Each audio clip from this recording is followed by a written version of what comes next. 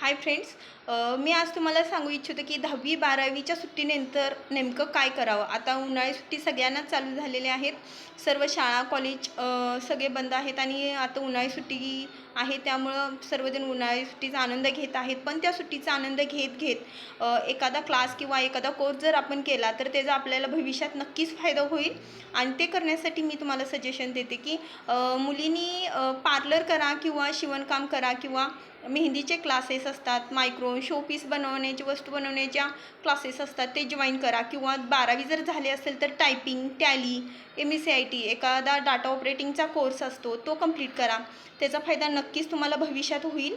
त्यावेळी वेळ निघून गेल्यावर जर केलं असतं तर बरं झालं असतं असे उद्गार न येण्यासाठी आत्ता क्लास कंप्लीट करा. मी जे मार्गदर्शन केले आहे ते तुमच्या नक्कीच फायद्याचं ठरेल. असेच नवीन नवीन व्हिडिओ मी तुमच्यासाठी घेऊन येईन. तेव्हा माझ्या चॅनल लाईक आणि सबस्क्राईब